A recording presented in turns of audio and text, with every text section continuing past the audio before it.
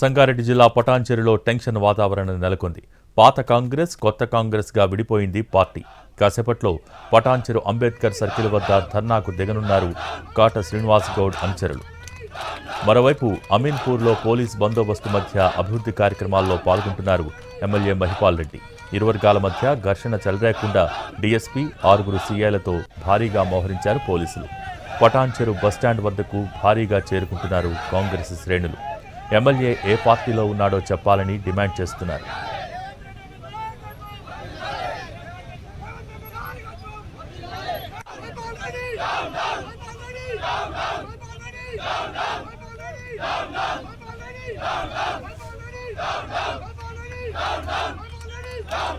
సంగారెడ్డి జిల్లా పటాన్చెరులో టెన్షన్ వాతావరణం నెలకొంది. పాత కాంగ్రెస్ కొత్త కాంగ్రెస్గా విడిపోయింది పార్టీ. కాసేపట్లో పటాన్చెరు అంబేద్కర్ సర్కిల్ వద్ద ధర్నాకు దిగనున్నారు కాట శ్రీనివాస్ గౌడ్ అనుచరులు. మరోవైపు అమీన్పూర్లో పోలీస్ బందోబస్తు మధ్య అభివృద్ధి కార్యక్రమాల్లో పాల్గొంటున్నారు ఎమ్మెల్యే మహిపాల్ రెడ్డి. ఇరు వర్గాల మధ్య ఘర్షణ చెలరేకుండా డీఎస్పీ 6 సీఐలతో భారీగా మోహరించారు పోలీసులు. పటాన్చెరు బస్టాండ్ వద్దకు భారీగా చేరుకుంటున్నారు కాంగ్రెస్ శ్రేణులు. ఎమ్మెల్యే ఏ పార్టీలో ఉన్నాడో చెప్పాలని డిమాండ్ చేస్తున్నారు.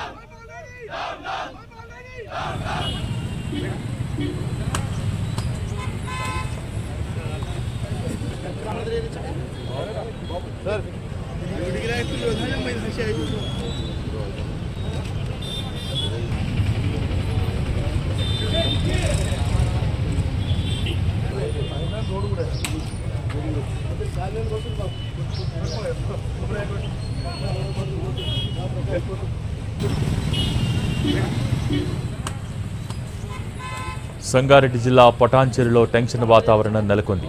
పాత కాంగ్రెస్ కొత్త కాంగ్రెస్గా విడిపోయింది పార్టీ. కాసేపట్లో పటాన్చెరు అంబేద్కర్ సర్కిల్ వద్ద ధర్నాకు దిగనున్నారు కాట శ్రీనివాస్ గౌడ్ అనుచరులు.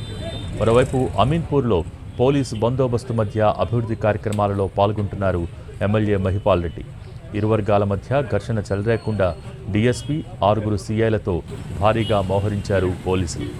పటాన్చెరు బస్టాండ్ వద్దకు భారీగా చేరుకుంటున్నారు కాంగ్రెస్ శ్రేణులు. ఎమ్మెల్యే ఏ పార్టీలో ఉన్నాడో చెప్పాలని వారు డిమాండ్ చేస్తున్నారు.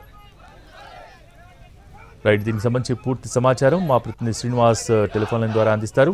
శ్రీనివాస్,